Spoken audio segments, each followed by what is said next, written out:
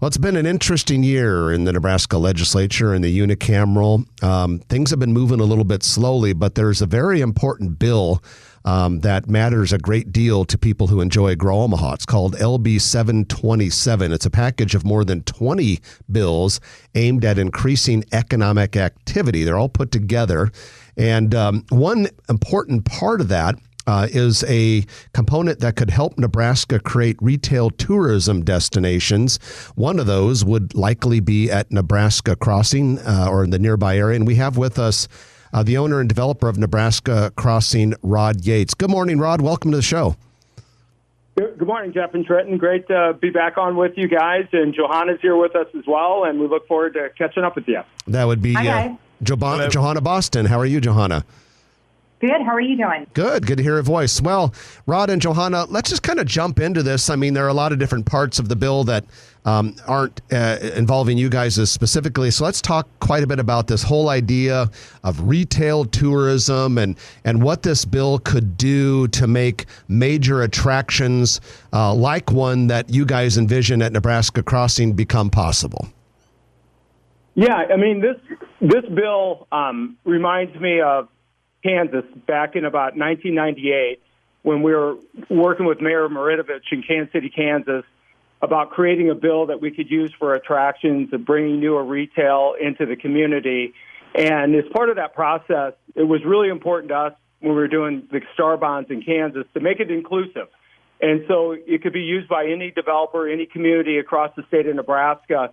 And that's what was really important to us, is to make sure that this bill can be used from Omaha all the way across to Sydney, and any community would make it available. So our thought is we want to take what we learned down in Kansas with the Star Bonds, bring a bill like that up here into Nebraska, and really allow us to create a lot of destination, new-to-market retail, different industries that would complement tourism. And we've got a great track record of doing that down in Kansas. I think we can apply that to here in Nebraska and create something really unique. Give us an idea of how it works. It's called the Good Life Bill, is it? Yes. And then what are the size of these projects and the time frame of what has to happen? Yeah, you go through an application process with the Department of Economic Development, state of Nebraska, and typically they have different sizes based on the size of your community, if you're a primary or Tier 1 city, Tier 2, et cetera. And so typically they're going to be large scale because as part of the bill, you have to attract a lot of out-of-state tourism to make it really unique for the state of Nebraska. And so typically you'll see that you have to draw 20% of the customers into the development have to be from out of state, so we're getting a lot of tourism into the community. So they got to be large scale, and they've got to really attract a lot of tourism to really make them effective in what the state wants to see from an economic development standpoint. And this just isn't a retail development. This would be mixed use, maybe sports, office, retail, entertainment, recreation. Yeah, our vision of what we want to do in our perspective in Gretna at Nebraska Crossing is, if you've ever been up to the Nike campus where their world headquarters are up in the Portland community, where they took 300 acres, they put 75 buildings on it, they did a dedication to the athlete, Michael Jordan, Serena Williams, et cetera. And so our view is we want to kind of replicate what they did at the Nike campus, but bring a complete mixed-use experience. So we've got a lot of sports involved. We've got office. We've got residential. We've got running tracks. We got everything that really makes this an attractive campus and, again, brings a lot of different uses into it. So we'll look at residential, retail, office. Everything will be part of kind of our vision of recreating the Nike corporate headquarters here in Gretna, Nebraska. So the bill was sponsored by Senator Lou Ann Linehan of Elkhorn and called the Good Life Transformational Projects Act.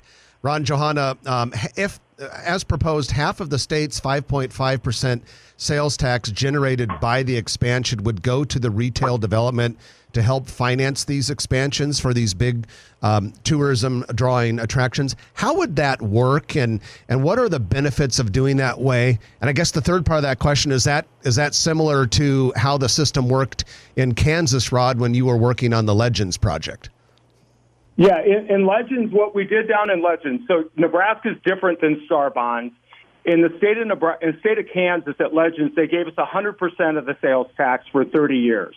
So what we wanted to do in Nebraska, we wanted to do the ultimate public-private partnership at the state level and do a 50% sales tax from the state, and then we use the other 50% in the overall development that we're going to put together here in Nebraska Crossing.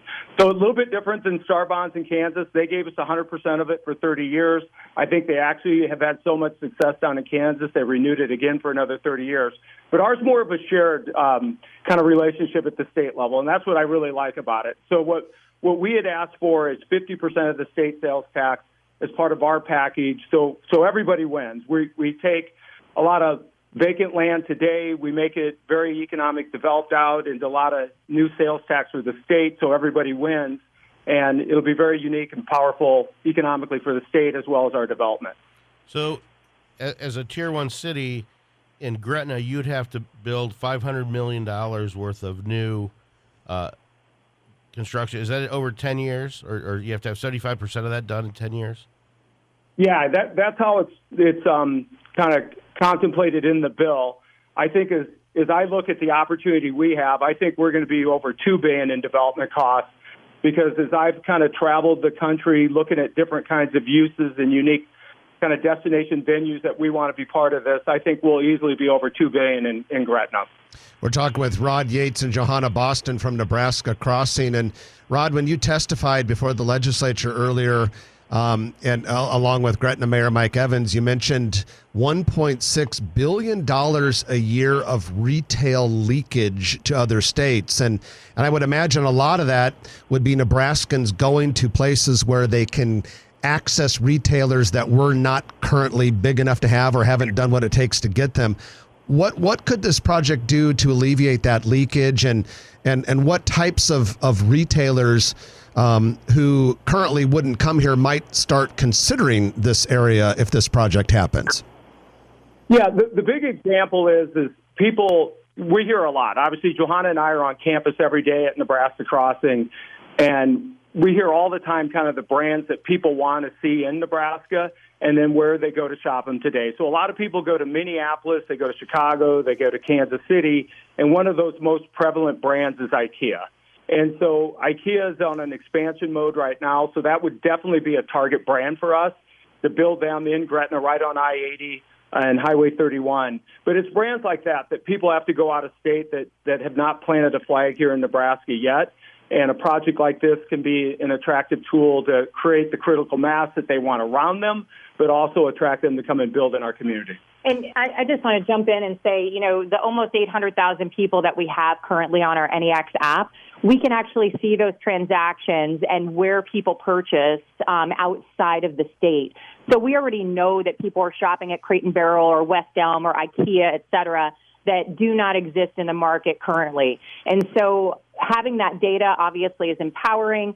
We see already 5.5 million people every single year at Nebraska Crossing. 30% of them come from out of state. We obviously can track all of that through transactions at Nebraska Crossing. So we're looking to bring in new to market retail to really enliven, what we have from a retail perspective as well.